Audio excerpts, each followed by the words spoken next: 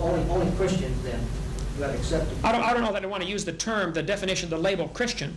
Only those that have accepted Jesus Christ. There may be people in some heathen pagan society that have asked for God's forgiveness and have no concept of what a Christian is. Sure. The Bible says if you seek after God, God will see to him that you find him. There are those who don't want God because they're afraid of some of the rules that go along with an authority. And that's why in the 1800s, this view caught on. Because there was great prosperity.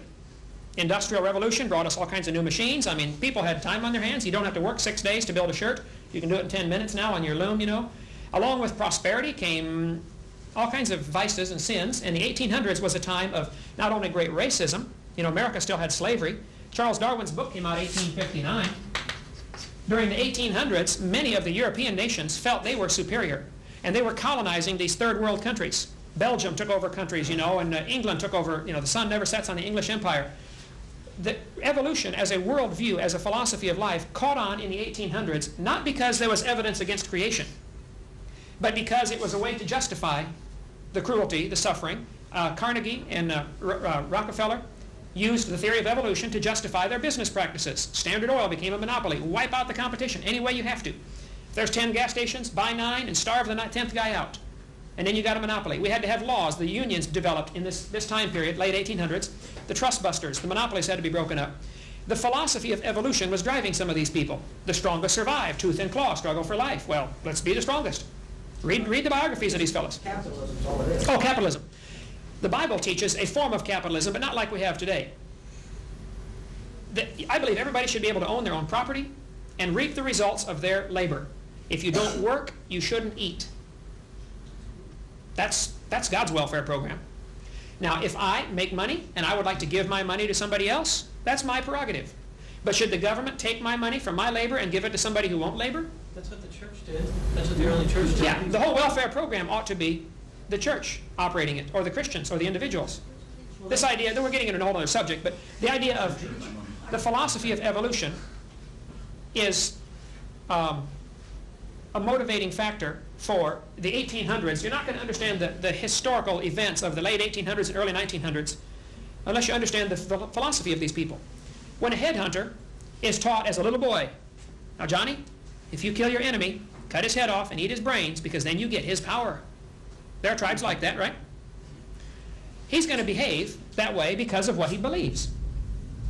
Everybody behaves based on their belief pattern. If you believe, you're going to face God someday. If you believe the Bible is true, and you believe it's wrong to commit adultery, it's wrong to have premarital sex, if you believe the Bible teaches that and it is wrong, then you're more likely to behave that way.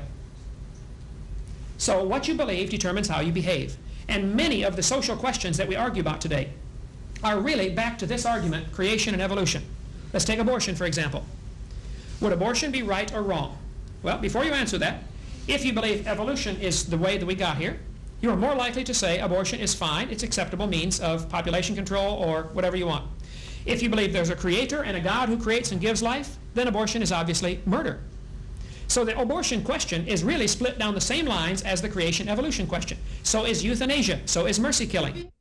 The creationist and evolutionist worldviews are philosophies of life. They really undergird your whole thinking process. Your attitude about many things, your reaction to things is based upon your basic philosophy of life, which is going to be one of these two in some form or another.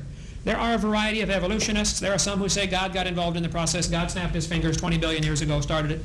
But their philosophy of life would be, I think, considerably different than my philosophy of life, which says the Bible is literally true and to be obeyed, to be read carefully and to be obeyed.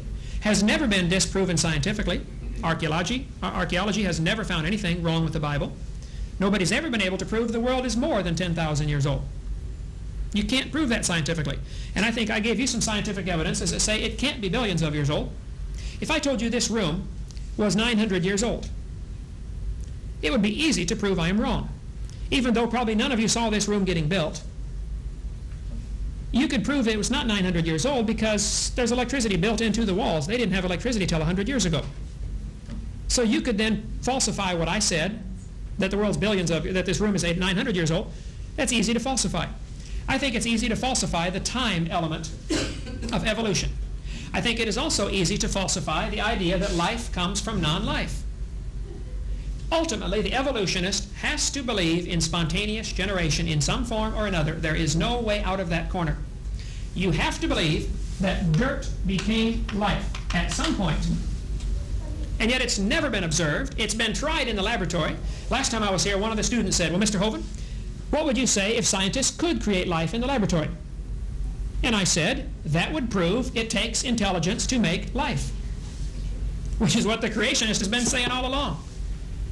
Even if Miller did make life, and he did not, all he made was a few simple amino acids, and he got some right-handed and some left-handed, an equal number of each, and life is all one way, not both ways. An amino acid is a far cry from life. The analogy, the difference between an amino acid that Miller made, one amino acid, the difference between that and life is many, many orders of magnitude. If I drop toothpicks on the floor, I may accidentally form a letter of the alphabet. That is probably, if I dropped 1,000,000 toothpicks, I would probably make a letter A someplace out of that pile, or a letter Z, or a letter N.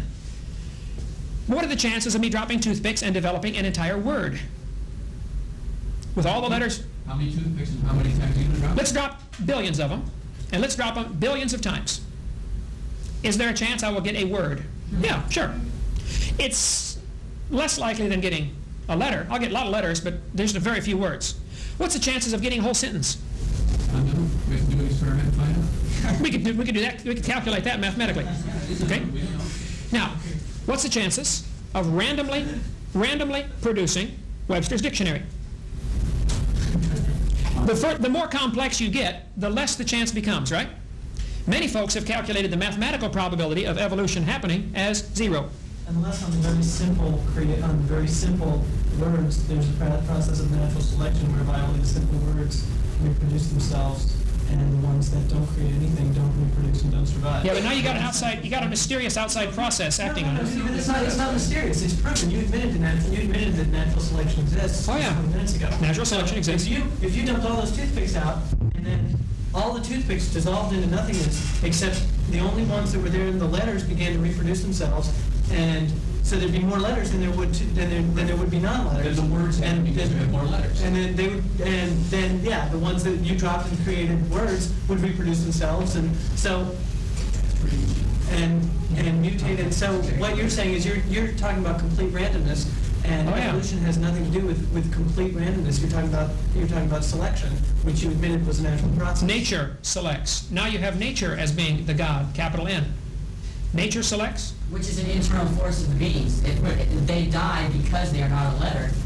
That is not because something decided that they must die. In the analogy, the letters would also dissolve. The thing that Bishop Wilberforce... So before they dissolve, they would reproduce themselves in roughly the same. How are they going to learn to reproduce themselves? I think you've got a lot of hocus pocus here that's unscientific and unprovable. This initial cell... Well, the ones that wouldn't reproduce themselves would dissolve. That's sure. Would dissolve. And out of all those toothpicks, you would find one that I don't know, some toothpick. But you can understand my analogy that the probability of developing Webster's dictionary or Encyclopedia Britannica is 0. You can drop them toothpicks forever. It's never going to happen. You can choose which one you want to believe. I would say many people choose this precisely because it avoids a creator and accountability. But there are moral beliefs that are accepted within yourself that aren't because of a creator, and they aren't because you believe that there should be something, a set of moral standards.